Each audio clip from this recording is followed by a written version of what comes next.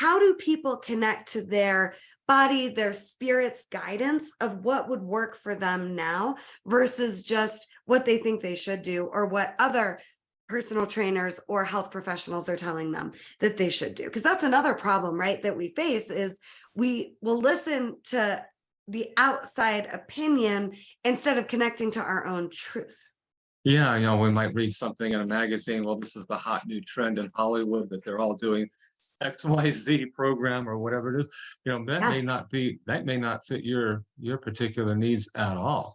So what I do is it's a thorough interview process, going through exactly, what has your history been? What do you enjoy doing? You may not enjoy the new fad or whatever it is out there. So it is custom tailored to each individual person. So it's an interview process where we look at all the different aspects. Where have you been? What are you doing currently? And what is your current goal? What are your physical limitations right now? What are you able to do? And then we build on it from there. Okay, we're going. Okay.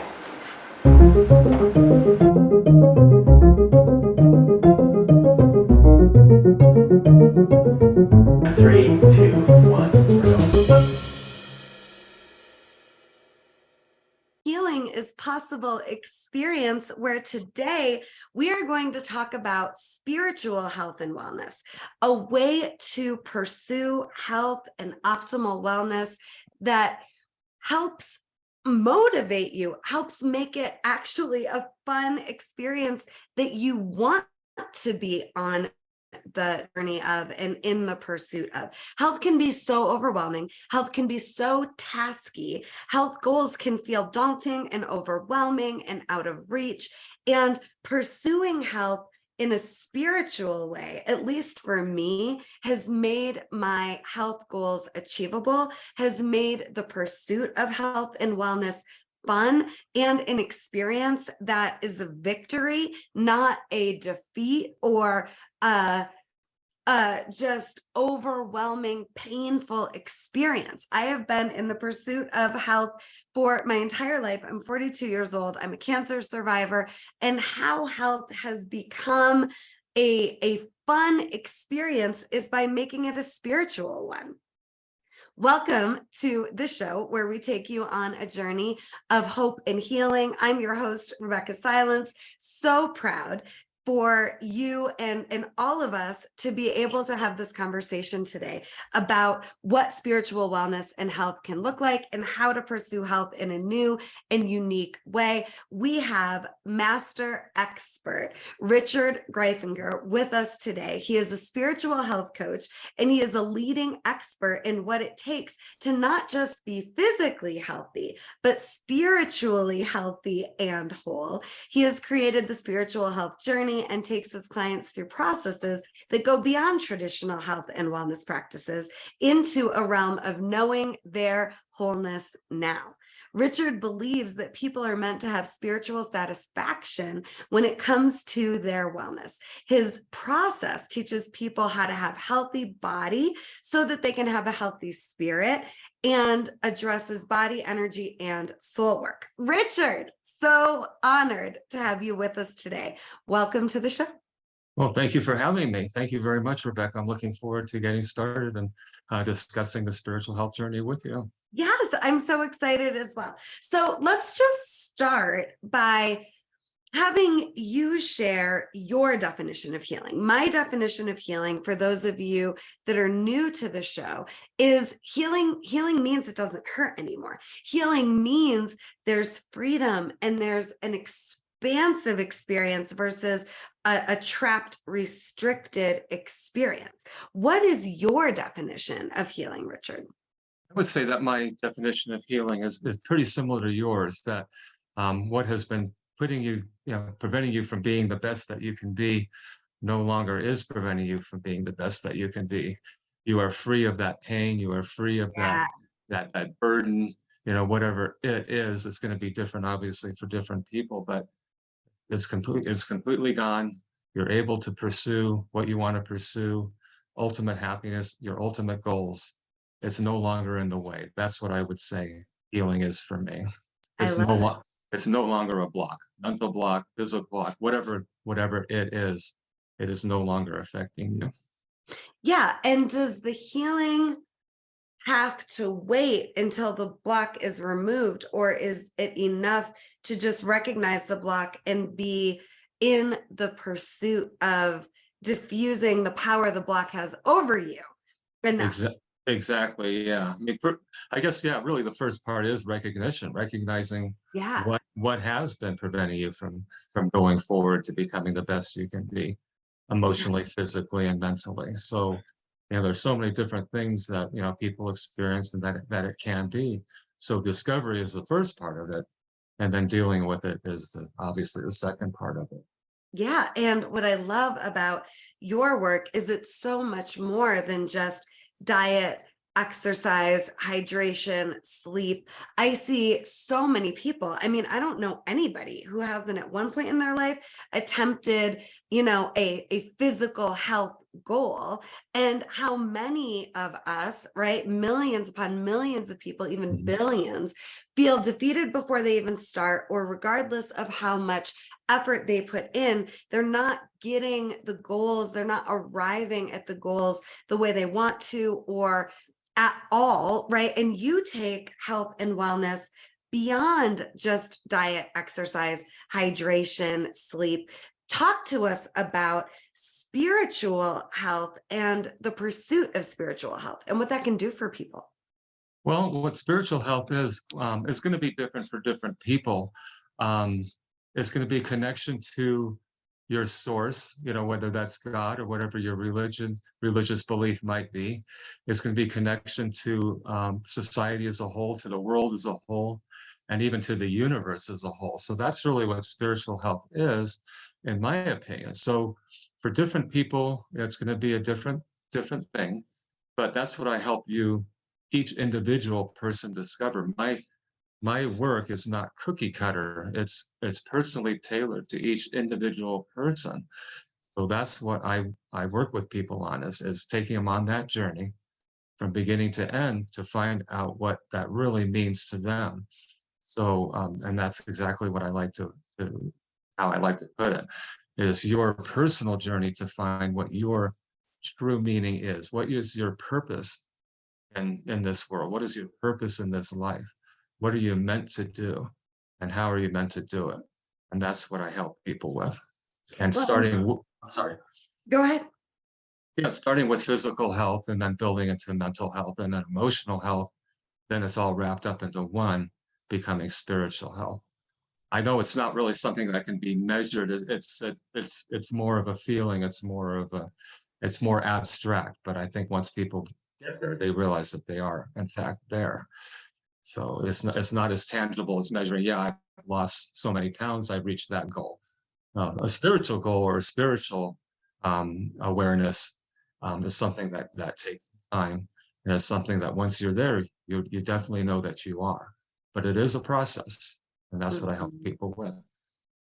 That's so beautiful. And I love that you take health beyond just the physical. And you really talk about, I mean, people get very overwhelmed by health and the pursuit of health in general, but also in the pursuit of life purpose. That can also be really heavy and daunting and just feeling so big to tackle. But my experience of you and your work is you also, when you're talking about life purpose, you're making it really simple. You're essentially saying, what if your health is your life purpose?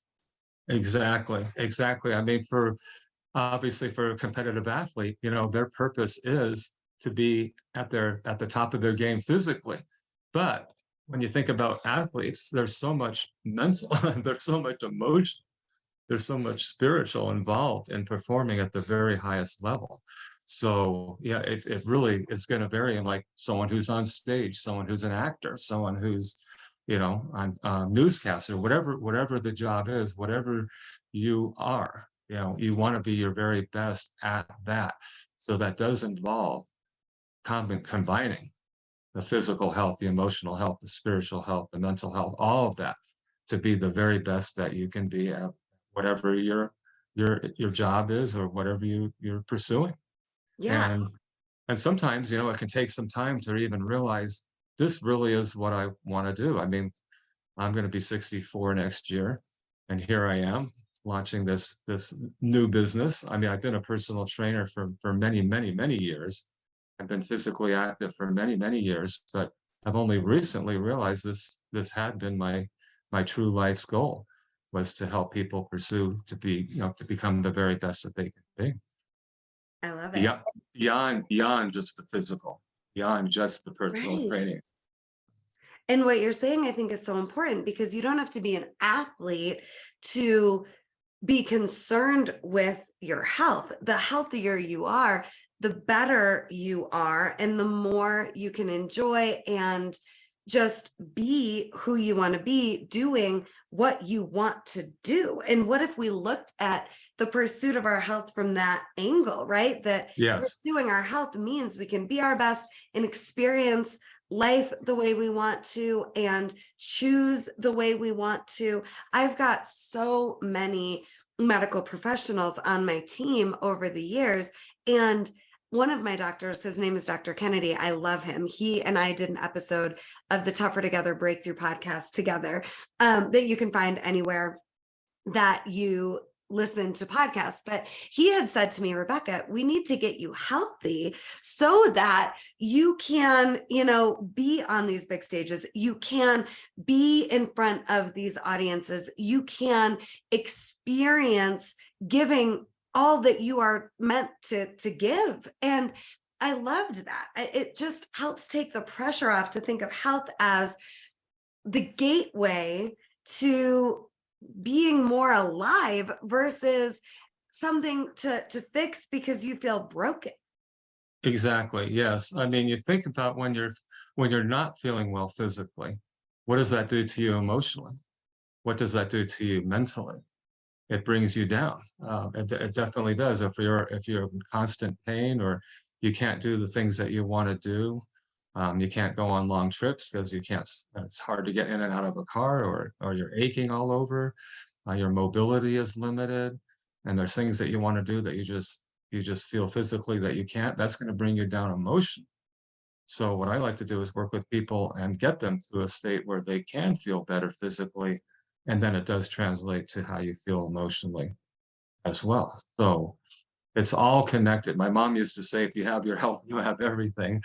And I believe that to be really, really true. So, and that's what I work with my clients on. We look at them individually. Where are you now?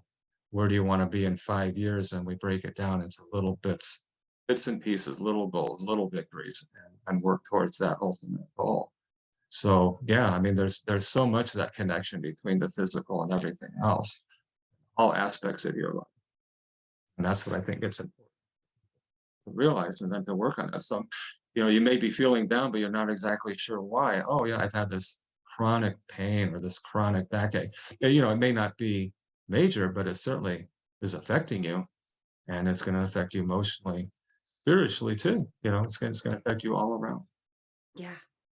And you aren't just prescribing, again, like, here's what to eat and here's the exercises. You're looking at what are the beliefs, what are the messages that you learned and keep playing out. What's the programming? Where are you emotionally? And as someone who's been dealing with chronic pain for 7+ years post cancer diagnosis, I can definitely affirm that if we leave our mental state and emotional state unattended in pursuit of physical health, it can derail the whole process. And you've got 48+ years of experience. You're a personal trainer, you're a nutritionist, you're a multiply certified health coach. I mean, this is your life purpose. And one of the things that I respect so much about you, Richard, is you walk the walk. Like, you're not teaching what you're not living. And I think that's really rare and really special. Well, thank you. Yeah, I mean, I've been physically active. I was fortunate to have parents that promoted physical activity. They were active themselves. When I was growing up in school, PE was taken very, very seriously. In elementary school, we had 2 recesses and we played games. And in junior high, the PE teachers were ex-drill sergeants, a lot of them. And then into high school, I started becoming, I wanted to become an athlete. So my sport of choice is cross country and track. And then I continued to keep up the endurance training and road races, 5Ks, 10Ks, even into college. And then even beyond that, when I couldn't be competitive anymore, I still maintained my activity. I did what I could do. I didn't run as much, but I did other activities. I started to lift weights and do just stay active the whole time. And that was my prescription to feeling good. I know how much it made me feel better emotionally. If I had an injury, for example, that took me down, I wasn't able to do as much as I wanted to do. That brought me down emotionally and mentally. So, yeah, I mean, I'm became really well aware of how exercise and fitness affected me in all aspects of my life. So, yeah, um, Well, and you're not cookie cutter. You're not saying, here's how to move. You're helping people connect to their own body so that they can connect to their own spirit to figure out what type of activity is right for them. And it's different, right? Like I've run 3 marathons.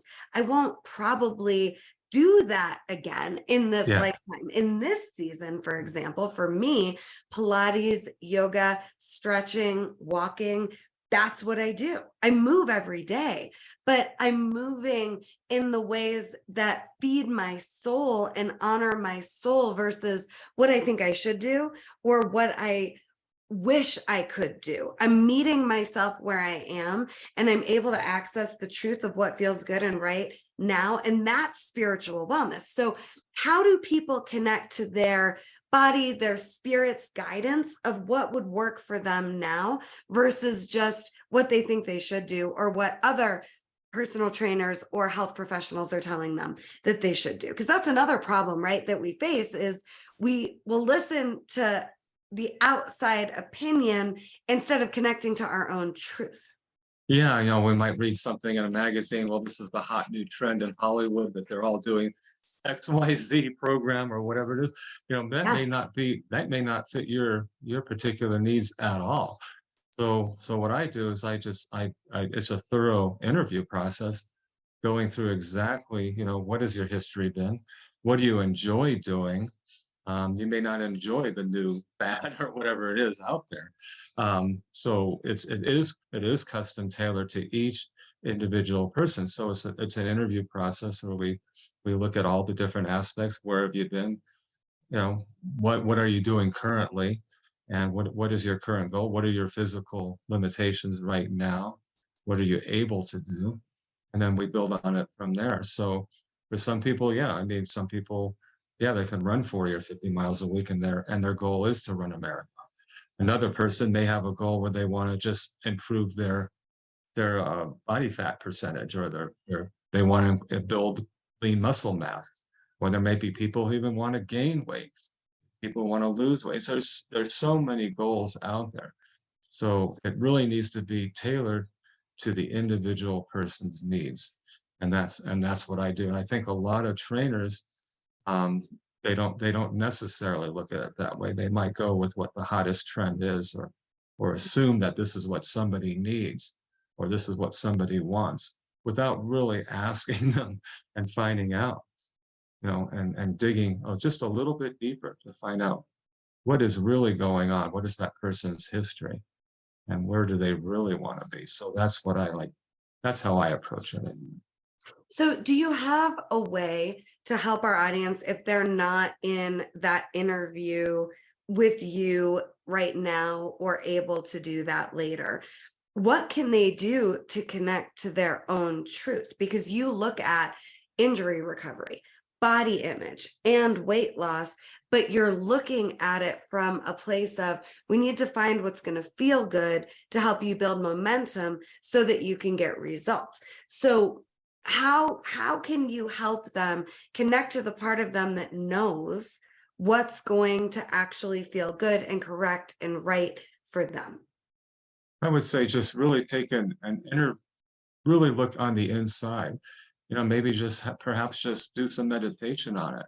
Really, really do some introspection. What do I really want to accomplish? Where do I really want to go? and look at where you are now. Like I said, what are you doing currently? What are you able to do realistic? And then just take it from there, and then connect with what feels right, what feels good. What are you able to do within your current limitations that aren't going to set you back? You don't want to, obviously, you don't want to do too much and get an injury, but at the same time, you want to definitely do some movement, even if it's in a chair. I work with a lot of seniors, and we just do chair fitness, and that's what they're able to do. They lift weights, they move. Some of them are even up into their 90s, and they know what their limitations are, and I work with them on that. So that's really what it comes down to. Look at where you are now, what you physically can do, and take it in baby steps. And that's what I work with people on.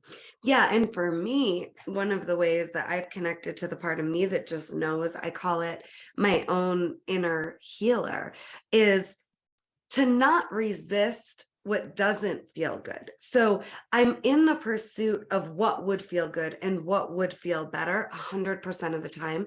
But sometimes what I don't want to feel or what doesn't feel good is so loud that I can't access the answer or the what I would want instead. So I lean into the shame, the pain, the frustration, the emotions, the thoughts, the beliefs that are wonky, so Yeah. that I can take the charge out of that and kind of break through the clouds, so to speak, to see what would be on the other side. And sometimes if it's so painful that there just is no clarity at all about what I would want instead, I just get really honest about, all right, what is happening that is painful? What is happening that I don't want? And sometimes I just have to even guess, okay, so I don't want this. What's an alternative? What Yes, feels yes. even just a little bit better? But I give validity and time and space to the real experience I'm having to make room for something new and different. And then it's just trial and error to get to the place where I've discovered, okay, here's what works for me. Yes, yes. And having been able to do different things at different times in your life, you know what's going to work for you now. You're very realistic about it. And I think that's what a lot of people have to realize for themselves. Well, when I was 20 years younger, I could squat, or I could bench press so much weight, or I could run so many miles. And I'm just going to go out and do that now without even thinking that, yeah, my body has changed. I can't quite handle what I used to handle.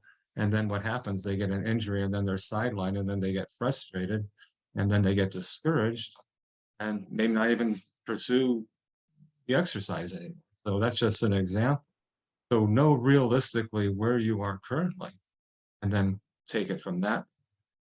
Maybe not, don't look at it, well, I used to be able to do this, or whatever. Look at where you are currently, and then take it from that spot. That's your new starting point. Where you are now is your new starting point, and then work from there. And that's what I help people work with and recognize. So And your metrics are, how are you feeling mentally? How are you feeling physically? How are you feeling emotionally? How yes, connected are you spiritually to the truth of who you are and to what's right for you now? And I think it's a brilliant approach to health, because for me anyway, the more I pursue spiritual health, the less, for example, the number on the scale or the size of my jeans or, any of those old metrics that would determine how successful I am in terms of my health. I write about this in my book, Coming Back to Life, a size 0, a size 16. I've been all over the place. yeah, And yeah, the more I pursue spiritual health, all of a sudden I'm down 2 pant sizes. All of a yeah, sudden, I'm not having the chronic pain that I have had as a result of nerve damage from chemotherapy, for example. Like all of a sudden, the pain is just different. The weight is coming off. It's not. I'm only okay once I arrive at this pant size number on the scale. I'm okay now because I'm only pursuing what feels right to me now, and then the rest of it kind of falls into place. Yeah, that's exactly right. It's love the skin you're in, and love where you are now, and realize, yeah. I mean, I may not be able to be what I was, in the past, but I can be the very best that I can be in the present. And Yeah. that's doing exactly what my body is telling me that I can do. And that's where part of the spiritual comes in there. Your body's going to let you know, what can you do? And you're just going to realize that, and then work from that point. So Yeah. maybe it's just, let's just take the physical, for example. Maybe all you can do is just some walking, or maybe you need to ride a stationary bike, or maybe you can't do much right now on your feet. Well, there's other things you can do. You can pool walk, or you can, like I said, you can ride a bicycle, stationary. So many different things. Movement is key. However it looks, movement is key. And that's how I start with people. What movements are you able to do? And we take it to the nutrition part of it, the emotional part of it, and obviously graduate to the spiritual part of it too. Yeah. So why is movement key on a spiritual level? Well, I think once you're moving and you're let's say you take a walk outside, um, you feel that your oneness then with nature and what surrounds you. You become part of your environment. You become part of everything that surrounds you. You notice the beauty of the world. You notice the beauty that's in front of you. You're breathing in the fresh air. It feels good. It's just such an emotionally and spiritually awakening experience. So, and that can be, whether you're walking, it can be any activity, any motion. You're just gonna start feeling that oneness with everything. I love that answer, Richard, Mhm. because we are so not alone, but especially when it comes to health, how often do we feel alone? And movement connecting us back to life, humanity, nature, God, and using movement as a way to connect versus as a way to punish ourselves. Exactly. Right? Yes. Like it's Yes. so profound what you're saying and so important. Yes. Yes. I mean, a lot of people, who had negative experiences with physical activity. Maybe that gym instructor, shamed their body, and those types of things did happen. Back in the days, or they were put down because they were heavy, or whatever it is. So now they have a really negative feeling about movement and being healthy because that's their experience. And I work with people to get beyond that. There's no guilt, there's no shame. Let's move forward. Let's put that in the past, and deal with where you are now, and love yourself. Love yourself for who you are, what you want to become, and I will take you on that path. So, how do people love themselves and their bodies specifically, as it is, instead of how they think it should be? Well, that can be a difficult process because we were talking earlier about the blocks. It's getting past those emotional blocks.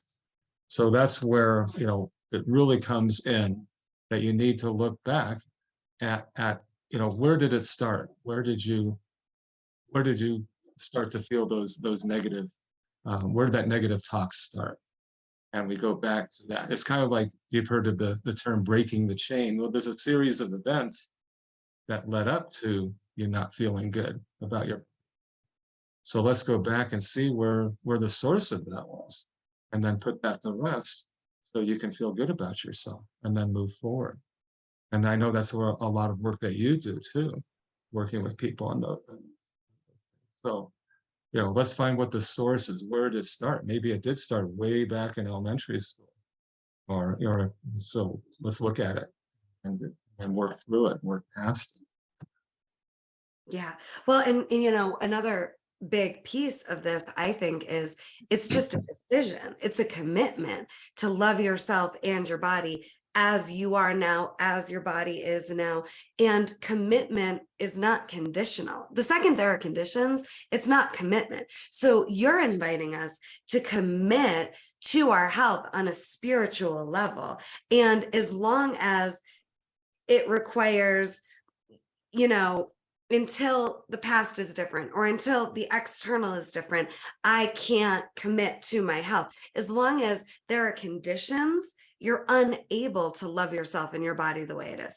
And until it's unconditional, and just because it's your birthright, like you deserve to experience health differently. You deserve to experience your body differently. You deserve to experience yourself differently. If it's right now an experience that's painful or not the one you want to be having. So I just want to invite people to make a decision and to let that be enough. And from there, I think once you've made the commitment, the unconditional commitment to your spiritual health, at least for me, it makes it easier to go back and look at, okay, so what's the programming, right? I experienced so much sexual abuse, for example, very, very young.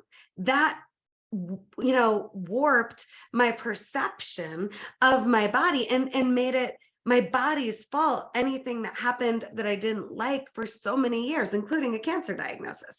And then the truth is, it's not true that anything was my body's fault. It's just, I didn't know how to cope. I didn't know how to make sense of what was going on. So it made it easier to blame my body. But without the commitment to spiritual health, at least for me, it makes it much more difficult to look back and transform the experience of the past.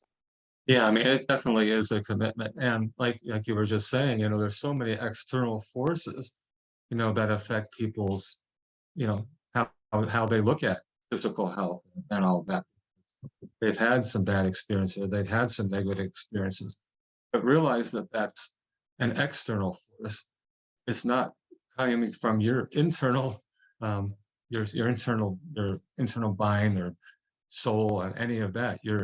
What you want is way different from what you've heard from the outside forces. I can guarantee that's the case with the majority of people. Those blocks, though, those tapes that keep running in through their head, you can't do that. You're not capable of that. You'll never be size X, Y, Z, or whatever it is. You'll never be able to complete that 5K. You'll never be able to lift, bench press 50, whatever it is. It's an external force that has caused them to not pursue or go forward, or in some cases, really not do much of anything, just feel kind of trapped. And where they are now, they just feel that they can't go forward.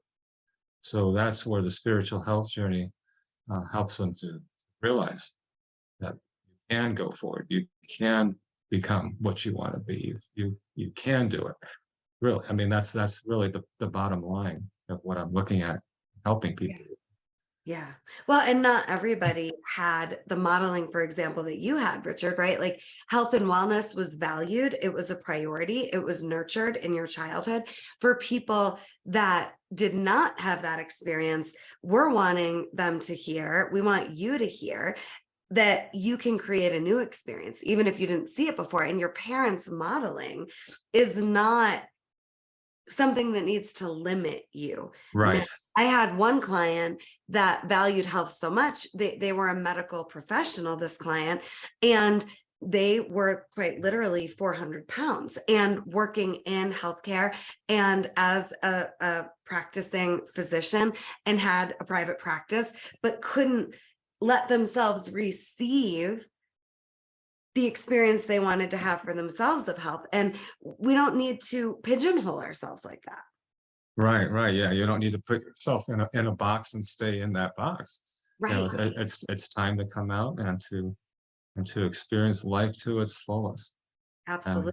Yes. And it's again, I think, a decision. It's a decision. Courageous commitment, especially when you have zero proof it's going to work out. But if you won't pursue it, you guarantee you won't get there, right? So I just love this conversation. So another big thing you talk about that I want to make sure we make some time for is diets don't work. So talk to us about that. Talk to us about why diets don't work, Richard.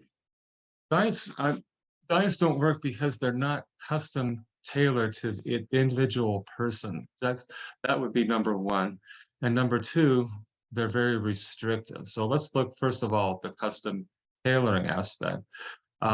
Each person is going to have a different need and a different want and a different goal. So, let's just take, for example, the person who has a goal of building muscle mass. Their diet is going to be entirely different. What they eat is going to be entirely different from the person who wants to run marathons, or for the person who wants to lose weight, or the person who wants to change their body composition. So diets in general are just very cookie cutter. They don't customize to that individual person's needs. Quite often they include foods that, quite frankly, a lot of people just don't want to eat. It's either no carbs or no fat or all protein. In some cases, you actually need more carbs. I mean, if you're a competitive athlete, you actually eat quite a few carbs. It's the type of carbs that you need to get in. It's what to eat, when to eat, and how to eat. So, and when I work with people, I look at what is your goal? Is it a weight loss goal? Is it a strength goal? Whatever it is, and we come up with a plan. We look at foods that you actually like as real foods. It's not eating rice cakes all day long, or it's not, just purely cutting certain things out altogether. And that's another reason that diets fail, is because they restrict a lot of foods away from what you can eat. And eventually you're just going to get tired of that, and you're just going to go back to eating the way you did before. And quite often you'll gain the weight back and then eat and then some. So that's the main thing, is that they're not custom to each individual person. Like the Atkins diet. Let's take the Atkins diet. That's a really, really intense diet that was designed for the morbidly obese, people who needed to lose weight now, right away, or they were literally on their death. It's not for the general public, but a lot of people took that as gospel, and you don't really hear about it much anymore because there were a lot of negative effects to it. So, really, really look at what your goals are, and nutrition is so important. So it has to be custom to what your goals are. And I'm hearing it's got to be sustainable. It's got to be sustainable, definitely. Yeah. I mean, if you're restricting too much, you're not going to sustain that diet. You're not going to keep eating that way. There's also a lot of guilt and shame, of bad foods, good foods. I don't look at it that way. I look at it as healthier choices, different choices. So there's just a different way of looking at it. So no shame involved. Yeah. Well, and for me anyway, like the spiritual guidance around what to eat makes it so sustainable, because my body and my spirit and soul are literally directing me to the choice that I'm making versus just doing what I think I should do, or my mind and my past programming trying to tell me what to do. So, right now I drink a ton of bone broth. I want it. My body is craving it. It's telling me this is what you need, which makes it sustainable. And then if and when that changes, I will not resist, and I will listen and trust that this is what my body needs now. But how do people start the path of spiritual health? How do they start, and how do they stay on it? Well, I mean, that's something that I work with them on, through the discovery call process. We look at where you are, and we give you a starting point. Where do you feel right now, mentally, emotionally, and spiritually? It's a subjective measurement. You can't say, yeah, like you can measure weight loss or something like that. It's very subjective. So through an interview process and just working with the person directly, we see where you are now. We look at where you want to be, in that. So how do people get in touch with you to book a discovery call? And is there a charge to that? How does that work? There's a half-hour discovery call. I call it an empowerment call, and there's no charge to that. And you can access that through my website at thespiritualhealthjourney.com. And there's places there where you can, the tabs that you can touch, click on, and you can book your empowerment that way. Okay. Amazing. And then you also have a free group. Is that another way that people could start their journey and stay on their journey, just joining your free Facebook group? Yes, yeah, that's the Spiritual Health Journey. That's a Facebook group. Yeah, you Okay. can join. Great. So you can either book an empowerment call with Richard or join his group or just connect to the truth of where you are now, how you feel now, how you want to feel, and that will even get you started. You can also get in touch with me at RebeccahSilence.com if there is more that you want to discuss, work on with me. But the bottom line is your health is your birthright. And what if you made your health, even just for 2023, your purpose and your priority from a new angle, a spiritual one versus a punitive, fear-based one, right? Like it's your right, and you have everything you need to experience your health in the way you've always imagined that you could, in the way that you desire, and you're not alone. And I just have really loved this conversation with you, Richard. And thank you for sharing your almost 50 years of expertise here today and with your clients and audiences and the community. What are your final thoughts? What do you want to leave people with today? I'd like to leave people with that it's never too late to start. You can start. I have people that I work with that are 70s and 80s, and they really hadn't exercised much before, and they've started at that point. So it's never too late to start, and realize that you can put aside the past, what has held you back, and that from this point going forward, you can only attain the very best that you can be, and that that is something that is possible from any point in your life, wherever you are now. You can certainly improve upon that, and I can be your guide for that. Yes, thank you so much. And thank you all for joining us today. When you could be doing anything, you're here listening and taking in this information and looking at health in a new way.